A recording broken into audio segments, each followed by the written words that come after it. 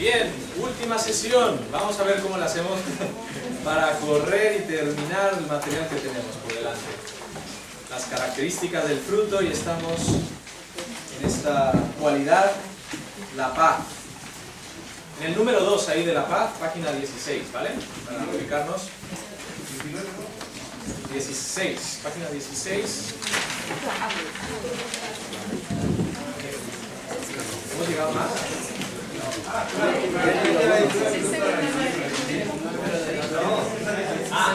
16 de la circuito. Vale, muy bien. Número 2. La paz es la serenidad del alma que depende de Dios. La paz es la serenidad del alma que depende de Dios.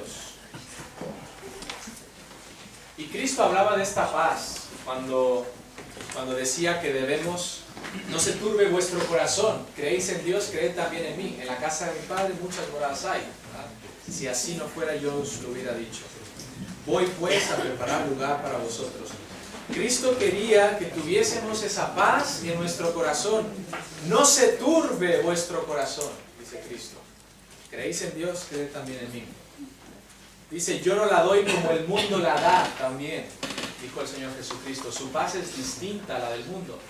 ¿Qué paz daría si tú vas al banco, a tu cajero de tu banco, y vas a sacar 20 euros para poder tirar y lograr terminar el mes? ¿Y cuál fue tu sorpresa? Que no hay 20 euros, hay 2.000 euros o 20.000 euros en tu cuenta. ¡Hombre! ¡Qué paz! ¿No? ¡Qué paz! Sentiríamos. ¡Wow! 20.000 euros en mi cuenta ahí, y yo no tenía en cuenta, yo no sabía. Pues el mundo tiene esa paz. El mundo piensa que esa es la paz. Tener tu economía saldada, tener una hipoteca pagada, ¿verdad? Que no haya ningún problema. Mucho dinero en el banco, encontrar un trabajo fijo en medio de la crisis. Para eso, el mundo piensa que eso es la paz. Pero Cristo dice, yo no la doy como el mundo la da. La paz de Cristo es aquella que, a pesar de que no tengas más de 20 euros en tu cuenta, a pesar de que debes tu hipoteca, y aunque no tengas trabajo, tu alma reposa confiadamente en Él, esperando en el Señor, porque Él ha prometido que suplirá todas las cosas, todas las necesidades. Y hay varios versículos ahí. Mirad las aves del cielo, que no siembran, ni siegan, ni recogen en graneros, y vuestro Padre Celestial las alimenta. ¿No valéis vosotros mucho más que ellas? Y por el vestido, ¿por qué os afanáis? Considerad los lirios del campo, cómo crecen.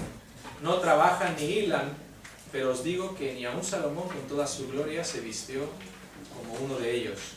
El pan nuestro de cada día, dánoslo hoy. Pero es el de cada día, dánoslo hoy. Hablando un poco del alimento, pues el alimento que recibía Israel en el desierto era el maná. Y es interesante cómo Dios hace que el pueblo de Israel recogiera, mandó que recogiera el maná. Todas las mañanas habían de salir y recoger para ese día solamente. Únicamente el viernes había porción doble. Si en algún otro día se les había ocurrido guardar para el siguiente día, se podría totalmente, ¿verdad? Lo sabemos. Pero el viernes, si guardabas para el sábado, no le pasaba nada. Porque Dios sabe nuestras necesidades. ¿No muestra esto que Dios no se olvidará de darnos todo lo necesario para cada día? Él lo hace, Él lo promete y Él lo cumple. Con estas palabras, Cristo inauguró la paz que debe reinar en la vida del creyente. Sus palabras, después de su resurrección, fue paz a vosotros. ¿Nos acordamos que entraba en una habitación y decía paz a vosotros? Y desde entonces, pues también se decía shalom, shalom, ¿verdad? Era el saludo de los primeros cristianos. Esa es la paz de nuestro Señor. Inciso B, los beneficios de esta paz para el creyente. Ahí a la vuelta de la página 17. Los beneficios de esta paz para el creyente. Vamos a Filipenses 4, rápidamente. Filipenses 4, ¿quién lo tiene? manera de avanzar rápido es que tengáis los pasajes, ¿vale? Entonces si me ayudáis con eso, sería genial. Sí, Silvia. Y la paz de Dios que sobrepasa todo entendimiento guardará vuestros corazones y vuestros pensamientos en Cristo Jesús. La paz de Dios que sobrepasa todo entendimiento. El origen de esta paz es divino, es nuestro Dios. También nos enseña que es especial porque sobrepasa todo entendimiento. O sea, en un sentido la paz de Dios es irracional, contra toda lógica del mundo, obviamente. Va en contra de toda la lógica del mundo. Irracional contra toda lógica. En los versículos anteriores de Filipenses, Pablo había dicho, porque a vosotros os es concedido a causa de Cristo, no solo que creáis en Él, sino que también padezcáis por Él, teniendo el mismo conflicto que habéis visto en mí y que ahora oís que hay en mí. Entonces, esta paz que sobrepasa todo entendimiento. ¿Cómo es que los filipenses, padeciendo persecución y conflicto, podían tener esta paz? ¿Cómo es que tú y yo podemos tener esta paz si no tenemos ni siquiera 20 euros en la cuenta? O estando sin trabajo. Está fuera de toda lógica del mundo. El mundo piensa que eso es la paz. Pero desde un punto de vista terrenal es incluso absurdo. Por eso dice, sobrepasa todo entendimiento. Ahí en negritas dice, Dios promete calma o tranquilidad interior si nos basamos en la confianza inamovible de que Dios desea hacer lo que es mejor para sus hijos. Dios desea hacer lo que es mejor para sus hijos.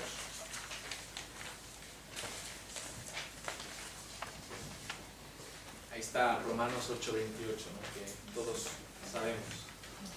Vamos a decirlo todos juntos.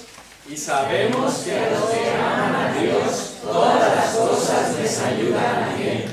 Esto es, a los que conforme a sus propósitos son llamados. El Señor nos da esa paz de saber que Dios desea hacer lo mejor para nosotros.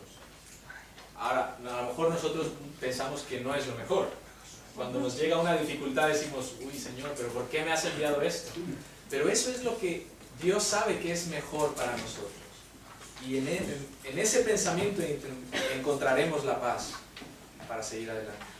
Dice, la paz de Dios que sobrepasa todo entendimiento, guardará. Guardará. Este es un término militar que significa mantener bajo vigilancia. Mantener bajo vigilancia. ¿Cómo guardan los castillos o la Casa Blanca? Pues siempre están ahí con sistemas de seguridad, con gente, monitoreado, vaya, hasta vía satélite, ¿no? Están constantemente vigilando, pues, mantener bajo vigilancia. La paz nos guarda, nos mantiene bajo vigilancia. Dice, la paz de Dios guarda al creyente de la ansiedad, la duda, el temor, la congoja. Aquí Pablo señala dos áreas del creyente que podremos mantener vigiladas. Dice, la paz de Dios que sobrepasa todo entendimiento guardará vuestros corazones. Entonces, el corazón o corazones y los pensamientos. El corazón y los pensamientos. Y curioso que normalmente la debilidad de las mujeres es el corazón, los sentimientos, ¿no? Pues Dios dice que guardará tu corazón. Y para los hombres son los pensamientos nuestra debilidad, ¿verdad? Andamos ahí con mil cosas que no honran al Señor, pues Dios dice, Él guarda tus pensamientos. Necesitamos la paz de Dios para guardar bajo vigilancia estas dos cosas. Como hemos visto, hay una inmensa ventaja en estar en la paz de Dios. Plena confianza de que su voluntad es lo mejor para nuestras vidas. Sin embargo, esta paz tiene un requisito para poder ser efectiva. Esta paz viene, pero tienes que cumplir un requisito. El requisito de la paz es eliminar el afán. Eliminar el afán. Y una y otra vez menciona la palabra del Señor, eliminar el afán. El versículo anterior de este versículo que hemos visto, la paz de Dios que sobrepasa todo entendimiento, el versículo anterior dice: por nada estéis afanosos, sino sean conocidas vuestras peticiones delante de Dios en toda oración y ruego, con acción de gracias. Así que tenemos que eliminar el afán. Hay varios pasajes: mi Dios pues suplirá, y en Tesalonicenses también encontramos la misma idea. Dios nos da su paz, pero la condición es eliminar el afán. Muy bien, pues ahí lo podéis revisar más adelante y vemos que la paz de Dios es lo que necesitamos. Amor, gozo y paz, ¿verdad? Luego sigue la cualidad número 4, una paciencia elástica. Una paciencia elástica.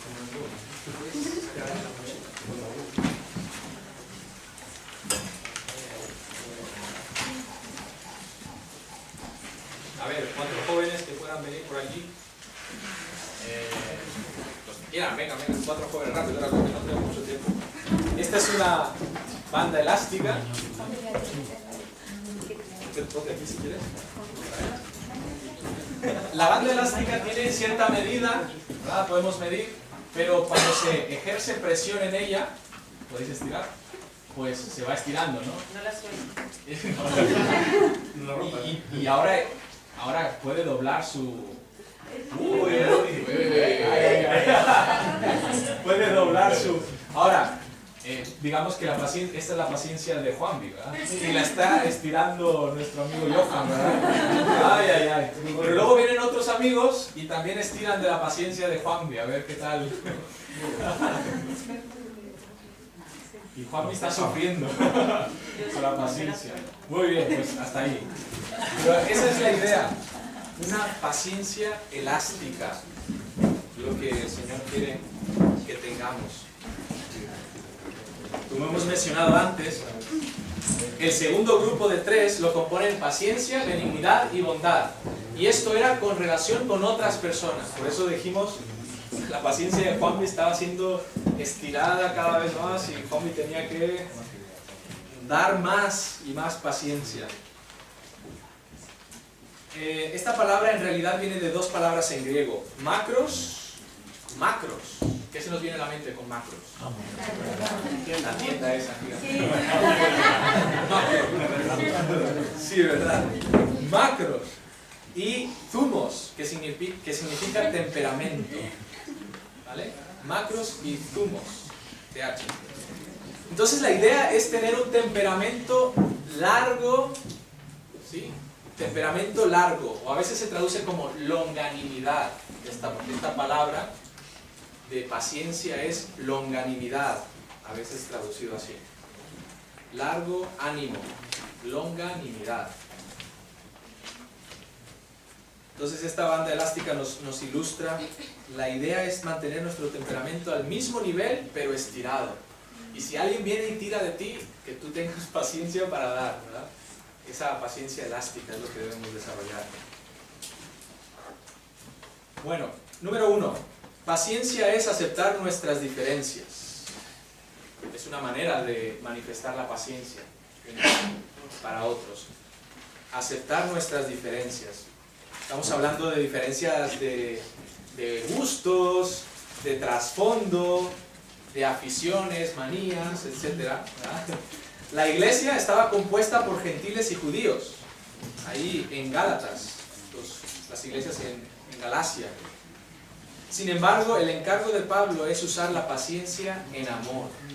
Usar la paciencia en amor. ¿Qué dice Gálatas 4, 1 y 2? ¿Alguien lo tiene?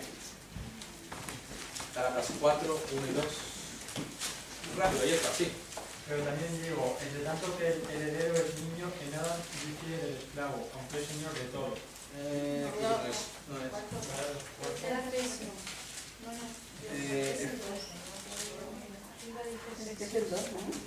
Vale, Efesios. Vale, sí, Efesios 4, 1 y 2, discúlpame. A los Efesios, es verdad. Efesios 4, 1 y 2. Yo pues, eso en el Señor, os ruego que andéis como es digno de la vocación con que fuisteis llamados, con toda humildad y mansedumbre, soportando con paciencia los unos a los otros en amor. Soportando con paciencia los unos a los otros en amor. Todos tenemos diferentes trasfondos, gustos, etc. Alguno puede tener un amor poco común por su mascota, ¿verdad? Que a veces los cuidan como si fueran personas, ¿verdad? Y a veces viene y te dice, oye, ¿puedes orar por mi gato? A ver si eso es bíblico, ¿no? No lo sé. Yo he puesto que no es bíblico. Bueno, podemos orar por ese hermano para que el Señor le conceda tener contentamiento, no importa lo que le pase al gato, ¿verdad? En la iglesia de Dios debe reinar la paciencia acompañada de amor. Y eso es lo que en Efesios Pablo está enseñando. Paciencia los unos a los otros en amor. Y vamos a segunda de Pedro 1, que precisamente, segunda de Pedro 1,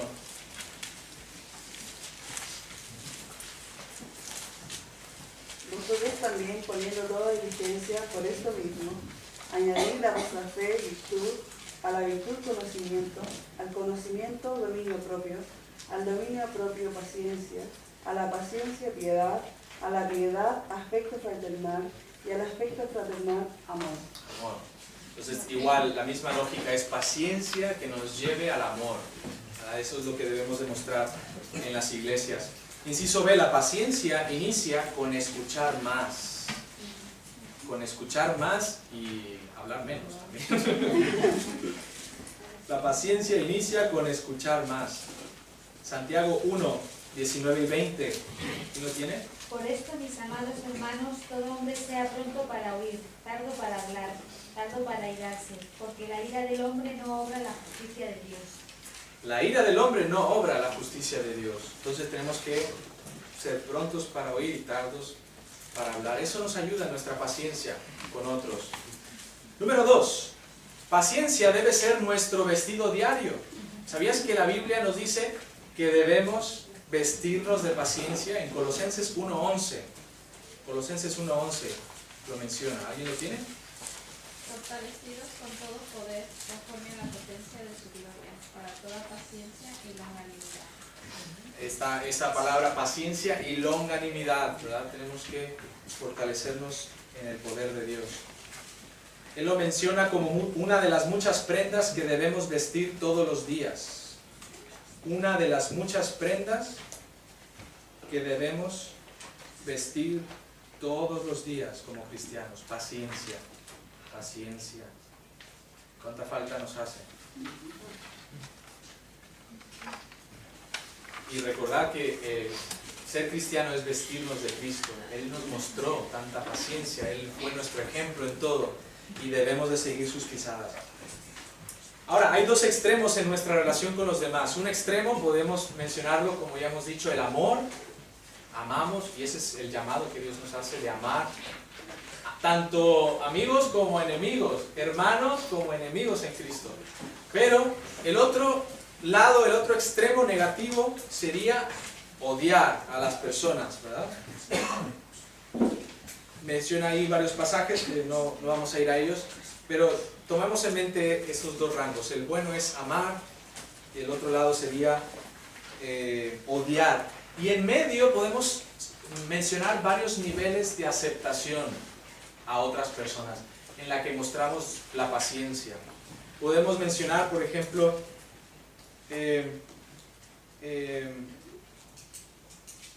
la estima es una de ellas.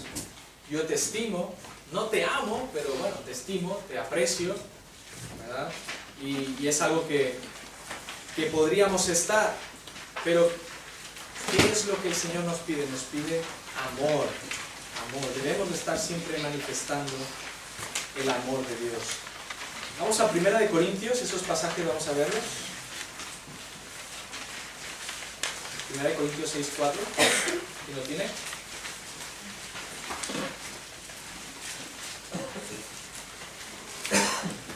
Ah, sí, Rubén.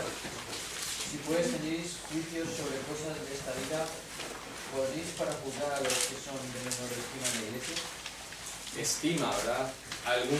Algunas iglesias tienen este problema, ¿no? De juzgar a unos de menor estima que otros. Santiago también lo mencionó, que en la iglesia donde escribe él, se hacían acepción de personas.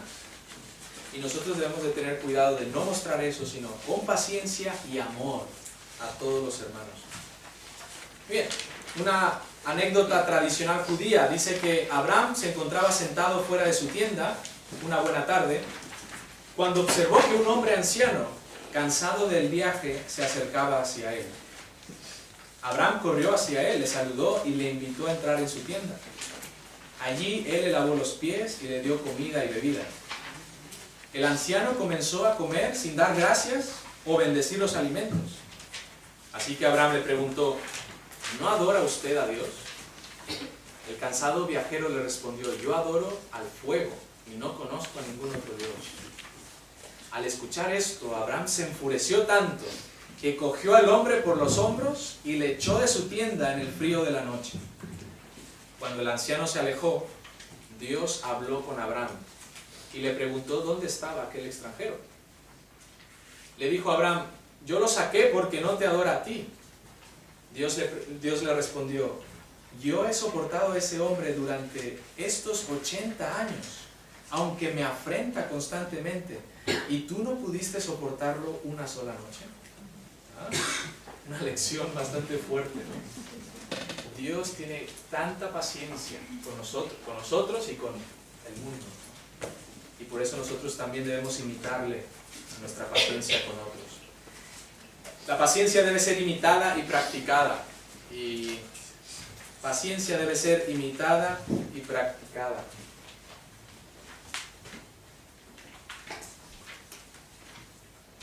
En 2 de Pedro se menciona que Dios es nuestro ejemplo y debemos de seguir su ejemplo en paciencia.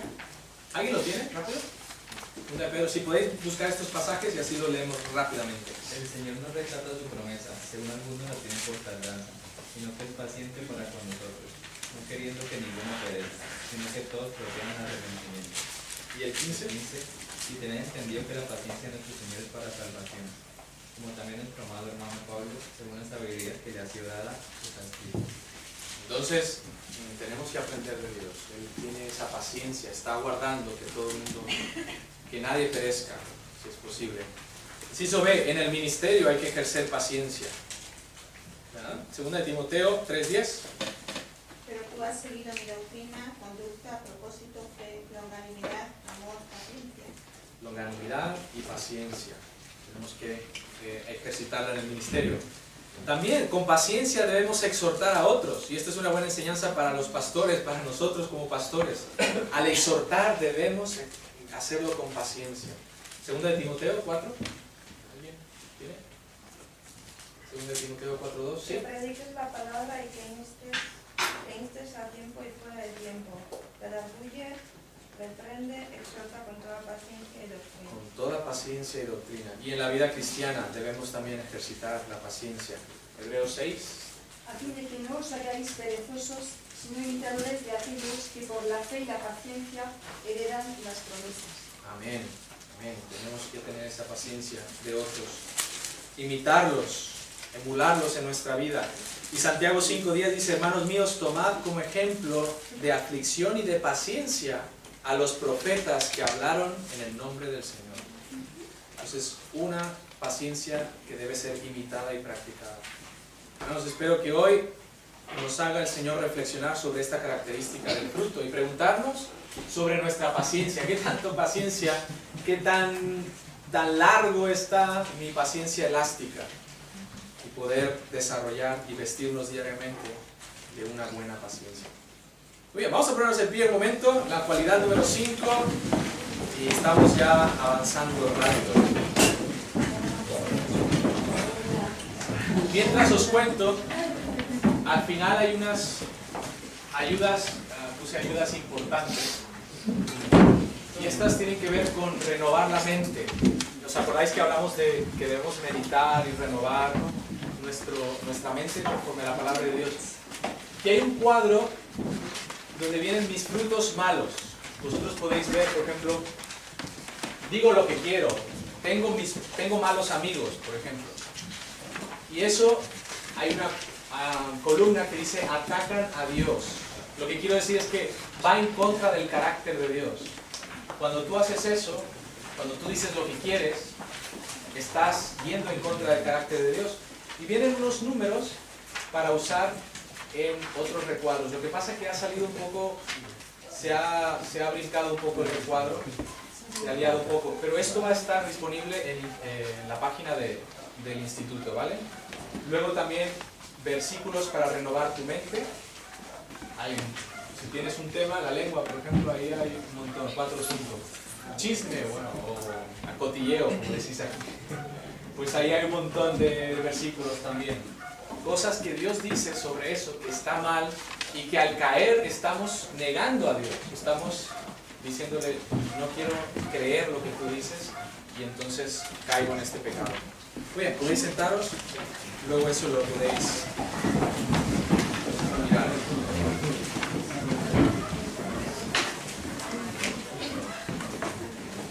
Cualidad número 5. Venga, ánimo, que ya estamos.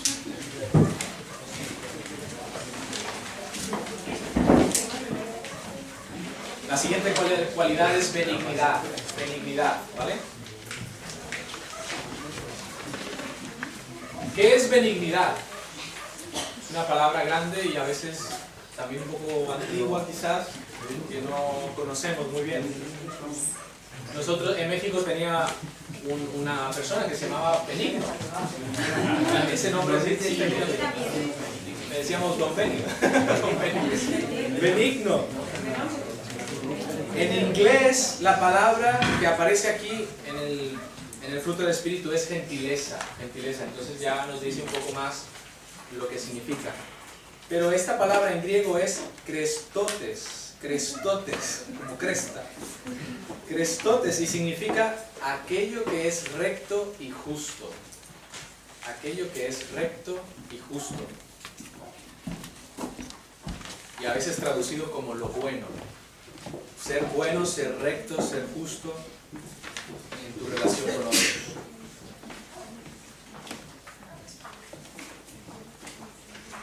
Hemos dicho muchas veces que Dios es nuestro ejemplo, ¿verdad? Pues Dios es benigno. Su benignidad la recibimos todos. Ya también hablamos así un poco de ello. Algunos refieren a esta benignidad como la gracia común. Y son todas las cosas que Dios da a todos los hombres. En ese espacio es a todos los hombres. Lo que Dios otorga a todos los hombres.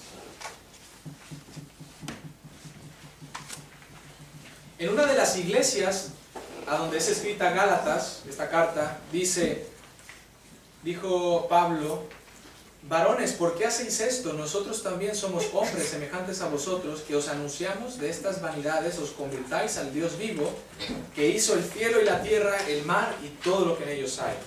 En las edades pasadas Él ha dejado que todas las gentes andar en sus propios caminos, si bien no se ha dejado a sí mismo sin testimonio, haciendo bien nuestra la benignidad de Dios, dándonos lluvias del cielo y tiempos fructíferos, llenando de sustento y de alegría nuestros corazones.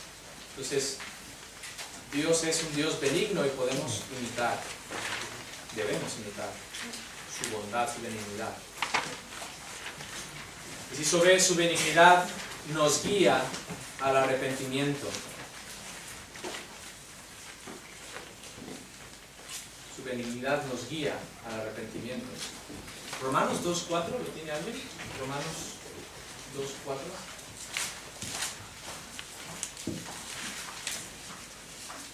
Si no, ya lo tengo yo. Aquí dice: o menospreciáis las riquezas de su benignidad, paciencia y longanimidad, ignorando que su benignidad te guía al arrepentimiento. ¿Sabías que fue la benignidad de Dios, lo recto de Dios, que te guió al arrepentimiento? Entonces, gracias a Dios por esa benignidad, y tenemos que imitarla Inciso C, su benignidad se manifiesta especialmente para con los salvos. Para con los salvos. Y hay varios pasajes, pero en estos pasajes la palabra benignidad se traduce bondad, pero es la misma palabra crestotes,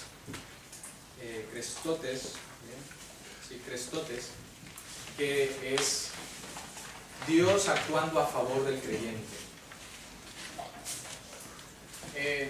Una ocasión, en unas fiestas del pueblo, uno de los padres con sus hijos salieron a jugar, ya ves los típicos juegos que hay en las fiestas y todo eso. Y sucede que se ganaron, no sé si eran 4, creo que puse 4 pescaditos, ¿verdad? 4 pececitos se habían ganado, y dice el padre, qué suerte la mía, ¿no? Me han ganado 4 pececitos, ahora tengo que comprar un acuario y tengo que hacer un montón de inversión en cuanto a ello. Bueno, así que el día siguiente era sábado y se levantó temprano el padre para encontrar un acuario. Los primeros que encontró costaban entre 40 a 70 euros, así que eran muy caros. Luego por fin, ahí estaba, justo en el pasillo, un viejo acuario de 40 litros en oferta, completo con su arena, su filtro, por tan solo 5 euros. Pues vendido, ya, lo compro. Por supuesto que se encontraba sucio, que daba pena, pero el ahorro bien valía al invertir unas buenas 2 horas de limpieza. Los 4 pececitos se veían radiantes en su nuevo hogar. Bueno, por lo menos el primer día. Para el domingo, después del culto, uno había muerto. Ah, bueno, qué pena. Uno se había muerto, pero bueno, tenemos otros 3. No pasa nada. 3. El recuento del lunes apuntó otra baja. Y para la noche del lunes, uno más estaba panza arriba. No había éxito. El padre finalmente llamó a un experto de su iglesia que tenía un tanque de 120 litros. Y no le llevó mucho tiempo descubrir el problema. El padre había limpiado el acuario con jabón, quebrantando la primera regla de los acuarios. Sus grandes esfuerzos, carentes de información, habían destruido las mismas vidas que él intentaba proteger. A veces la falta de información, y somos movidos por benignidad, pero no tenemos todos los datos y causamos más daño de lo que debemos. Entonces en nuestras relaciones hay que tener benignidad, pero también ir con información, saber todo lo que está implícito en ese caso y poder ayudar a otros. Dice, muy a menudo en nuestro celo de limpiar nuestras propias vidas o las vidas de otros, desafortunadamente usamos un jabón nocivo para la salud, como la condenación, la crítica, la irritación, los puños de temperamento, ¿verdad? Quizás pensamos que estamos haciendo lo correcto, pero nuestro trato áspero y pretencioso es más de lo que otros pueden soportar.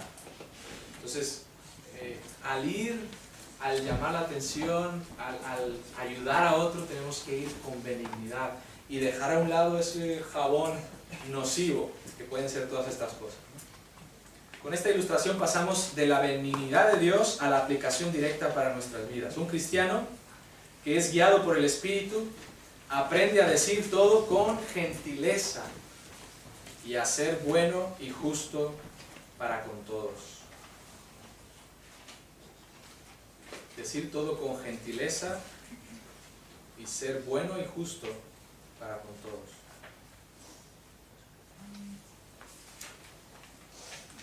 Y el segundo punto es, nosotros debemos ser benignos, nuevamente imitando al Señor. Todas las características que encontramos de la benignidad son positivas para el creyente. Es un ingrediente necesario en nuestras relaciones. Es un vestido que debemos llevar y era una característica digna del apostolado. También en un versículo ahí se nos menciona.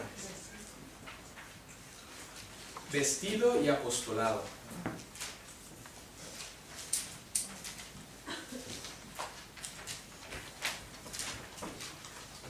Corintios 6:6 dice, en pureza, en ciencia, en longanimidad, en bondad, en el Espíritu Santo, en amor sincero. Todas estas cualidades son cualidades de los apóstoles. Antes dicen azotes, en cárceles, en tumultos, pero también en longanimidad. MacArthur, vamos a leer esta definición de MacArthur. Andrés, ¿la puedes leer? Lo que dice ahí, MacArthur lo define como... MacArthur lo define... MacArthur lo define como un interés sincero, pero además que se refleja en el deseo de tratarlos con la amabilidad, tal como el Señor trata a todos los creyentes. Amén. Esa es la definición de benignidad. Tratar a los demás con amabilidad, tal como el Señor trata a todos los creyentes. Significa no meramente bondad como una cualidad, sino la bondad en acción, una benignidad que se expresa en acciones concretas. ¿Sí? Eso es lo que debemos manifestar en nuestras vidas, ser benignos, tratar a otros como Cristo los trata. Nuevamente encontramos que Dios es nuestro ejemplo, debemos ser benignos unos con otros y tratar a todos con amabilidad, gracia, ternura y compasión, sin hacer uso de ese jabón nocivo para la salud, que lejos de ayudar puede hacer que otros se alejen de las cosas de Dios y terminen menospreciando la sangre de Cristo. Eso es lo triste, que muchas veces el trato entre creyentes es tal que uno de ellos sale disparado y dice, mira, yo ya no quiero saber nada de los creyentes porque me han tratado mal. Y hay que desarrollar esta cualidad. Número 6. Cualidad número 6. Una bondad glorificante. Una bondad glorificante. Ahora veremos una característica muy parecida. Es la bondad. Benignidad, bondad. Pero la diferencia entre estas dos, si queréis puedes leer el párrafo y los pasajes, pero básicamente la diferencia es que la bondad incluye cualidades firmes. O sea, yo voy a ser bueno y porque voy a ser bueno contigo y quiero tu bien, te voy a decir algunas cosas para que tú hagas lo que es correcto. Es ser bueno, pero con las cosas firmes en cuanto a hacer el bien a otros. Tenemos el ejemplo del Señor Jesucristo. Él era bueno, era manso, pero sin embargo cuando tenía que entrar al templo, a limpiar el templo, hizo azote de cuerda y sacó a todos de ahí. Y eso nos refleja que la benignidad, la bondad nos lleva a hacer lo que el Señor dice en su palabra. También a los fariseos, etcétera, siempre les habló de una manera fuerte. Ahí dice benignidad contra bondad. Cuando estudiamos benignidad posiblemente pensasteis, qué bien, un pastor que siempre hará todo con amabilidad y no será crítico ni condenará a nadie. Bueno, en realidad estaba esperando este momento. Como sabéis, en ocasiones hay que ser muy firme al hacer el bien a otros. Y los medios a veces no son suaves, tenemos que ser firmes en cuanto a lo que el Señor pide. Proverbios 12:26. Perdón, pastor, en la primera de esa introducción, en el espacio en blanco, nos hemos quedado. Perdón. Sí, las cualidades más firmes. Incluye también las cualidades más firmes.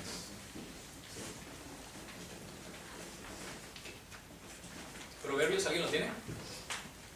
Proverbios 12:26.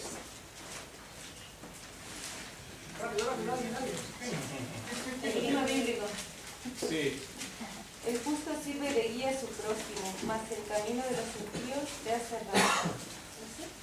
El justo sigue de guía a su prójimo. O sea, vamos a guiar a otros y a veces tenemos que decirle, hey, no es por ahí, es por acá. Tenemos que ser firmes en estas cosas.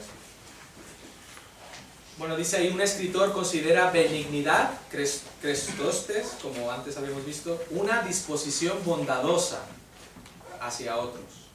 Una disposición bondadosa hacia otros. Mientras que bondad, agazosune, como una actividad bondadosa. sea, benignidad es tu disposición, que tú te muestres bueno con los demás, pero bondad es hacer el bien a los demás, hacer el bien.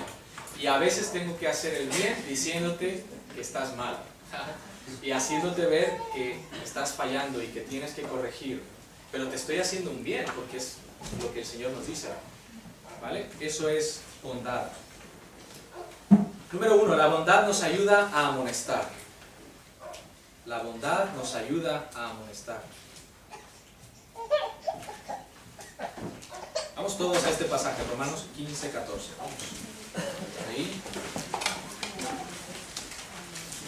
Romanos 15, 14.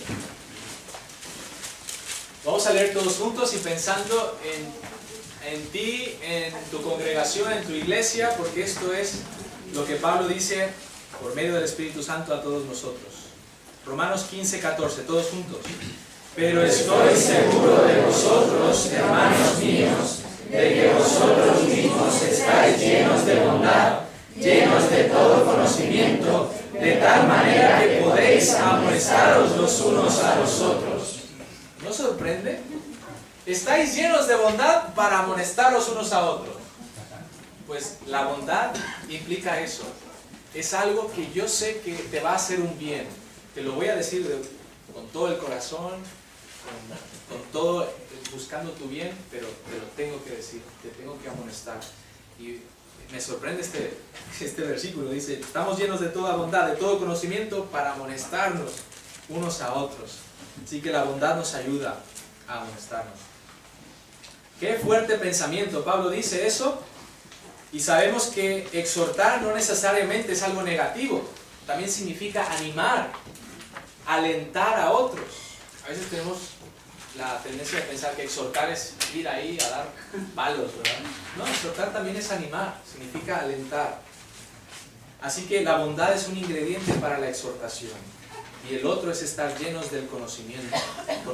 Conocer bien la palabra y los hechos que se hayan dado para exponer y glorificar a Dios en ello, en la exhortación. Número 2. Dios tiene un propósito de bondad en ti. Dios tiene un propósito de bondad en ti. Ahí en ese pasaje dice, para que Dios cumpla todo su propósito de bondad en nosotros. Esto puede ser subjetivo, puede ser un deseo caracterizado por bondad. Vamos a poner ahí un deseo caracterizado por bondad. Es decir, un buen deseo. Dios tiene un deseo bondadoso para ti. Podría ser esa lo que significa. O también puede ser una frase objetiva, esto es, un deseo de bondad, es decir, de hacernos buenos y hacernos el bien. De hacernos buenos y hacernos el bien.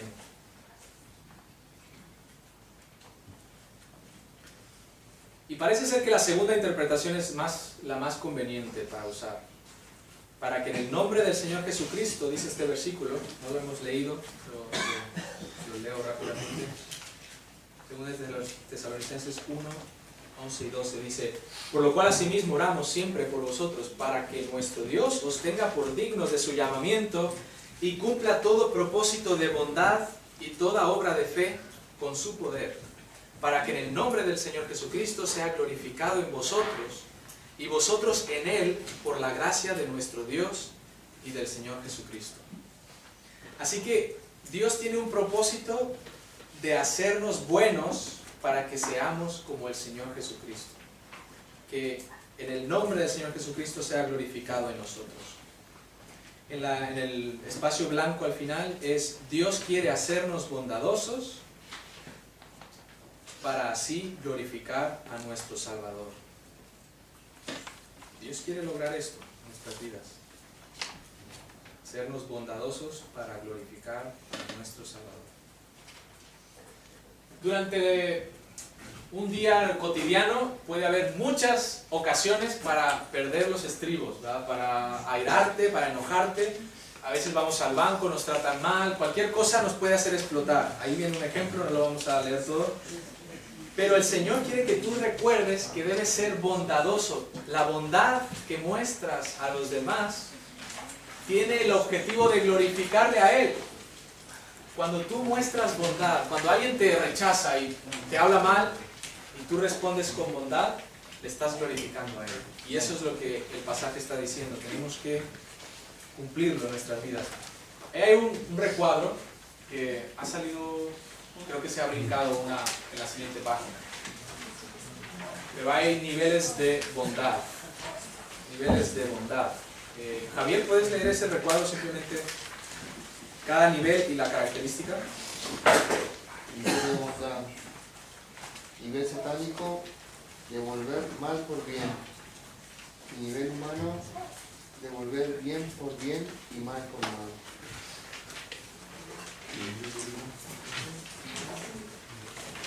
En la siguiente hoja. Nivel divino, devolver bien por mal. Devolver bien por mal. Tenemos que, el nivel humano es, si te hacen bien, haz bien. Y si te hacen mal, pues haz mal. Ya está claro. El nivel satánico pues es, te hacen bien, pues tú regresas el mal siempre. Pero el nivel divino es devolver bien por mal. Te hacen mal, tú das bien. Jesucristo dijo, ¿de qué sirve si sois buenos con los que son buenos con vosotros? Más bien debemos amar a nuestros enemigos. Debemos de ser buenos con aquellos que nos han tratado mal. Por eso es palabra de Wiersbe, en un libro Comienza su día, dice, podemos devolver el mal por el bien, que es el nivel satánico, podemos devolver bien por bien y mal por mal, que es el nivel humano, o podemos devolver bien por mal, que es el nivel divino. Y eso es lo que el Señor quiere en nuestras vidas. Efesios 5:9, porque el fruto del Espíritu es en toda bondad, justicia y verdad. Aunque somos llamados a manifestar benignidad y bondad, eso no quiere decir que no debamos exhortar o ser firmes en contra de una injusticia o pecado. Sin embargo, debemos de aprender a usar la bondad al exhortar y debemos de ser conscientes de que Dios tiene un propósito de hacernos bondadosos para glorificar al que pagó con su sangre nuestra salvación. Ese es el propósito de Dios, para mostrar su bondad. ¿Qué hacemos? ¿Tenemos todavía? Un poquito, no mucho. No mucho, un poquito. Vamos a ver. ¿Cuántos te quedan? ¿3? ¿2? Me quedan 2 características. Vamos a ponernos en pie un momento y hacer algunas cosas simplemente de lo que queda. Obviamente no lo vamos a concluir, pero vosotros lo podéis hacer en casa. Y podéis seguir adelante con este estudio. Una fe evidente es algo que Santiago lo dice. Muestra tu fe por tus obras, ¿no? Tenemos que mostrar nuestra fe por medio de lo que hacemos. ¿Podéis sentaros? Y básicamente voy a ir leyendo algunas cosas.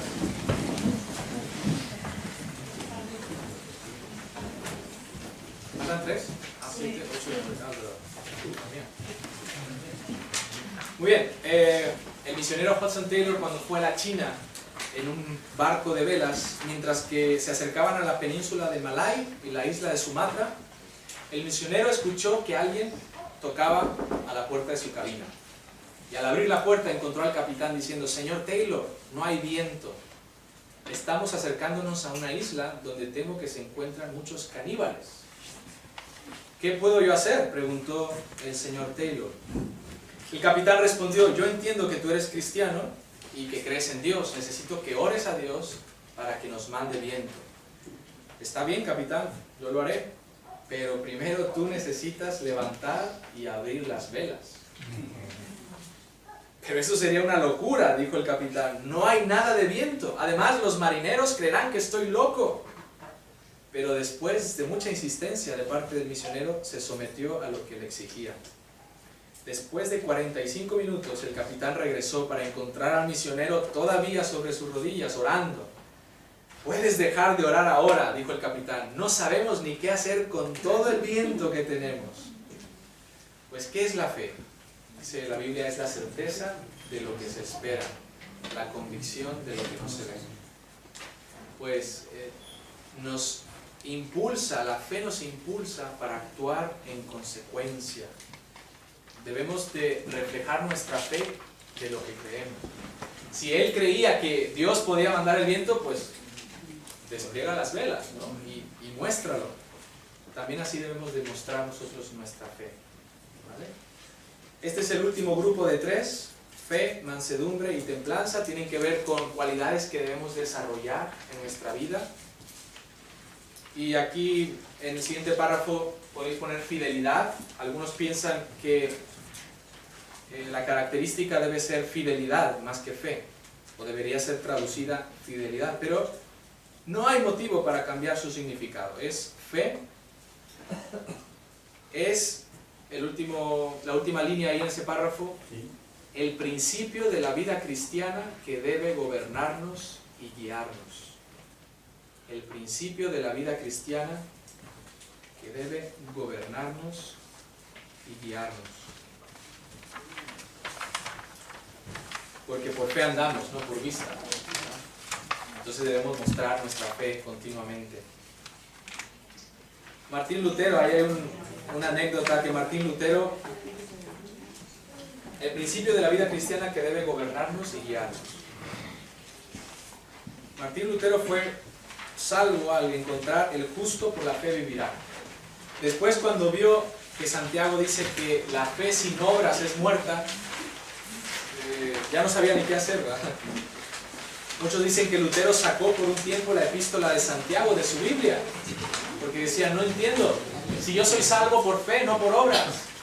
Pero lo que él debía de haber entendido es que no somos salvos por obras, pero sí para obras. No somos salvos por obras, pero sí para que nuestra vida manifieste el fruto de las buenas obras.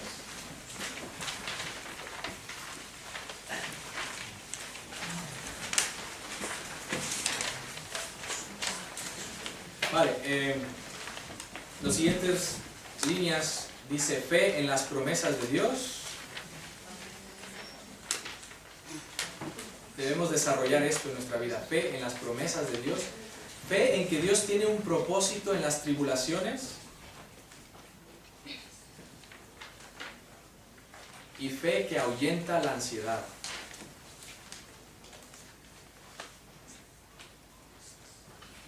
Fe que ahuyenta la ansiedad.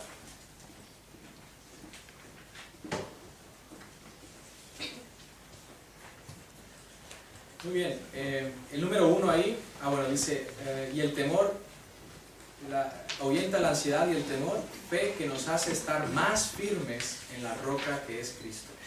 La fe debe ser continua en la vida cristiana, nunca dejamos de tener fe en las promesas, en el propósito que Dios tiene y para ahuyentar la ansiedad. ¿Y el primero cuál es? Las promesas, el número 1. Salvos de verdura. Entendemos que no somos salvos por obras. Sí, por obras, sino para obras. Por obras, pero sí para obras. Número 1, rápidamente poner ahí una fe que crece en las tribulaciones. Una fe que crece en las tribulaciones.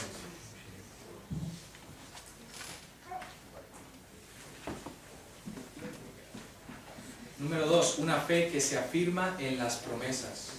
Prácticamente es lo mismo que hemos puesto en el párrafo anterior, pero bueno, desarrollado obviamente. Una fe que se afirma en las promesas. Número 3, una fe que ahuyenta la preocupación y el temor. Y esa es la fe que el Señor quiere desarrollar en nosotros. ¿Cómo podemos atrapar a ese ladrón y evitar que nos robe el gozo que nos pertenece por el derecho en Cristo?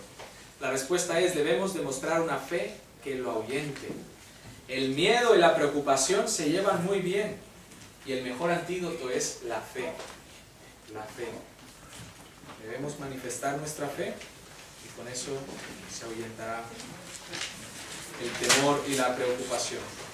Bien, pues queda de tarea, por así decirlo, la cualidad número 8 y la 9, mansedumbre y templanza. Espero que lo podáis hacer. Voy a pedir al hermano de subir el archivo con las respuestas, que lo tengo aquí conmigo, así que no tengáis que hacer. Si alguien lo quiere, lo voy a dejar aquí, podéis copiar, que son ya algunos cuantos respuestas. Adelante.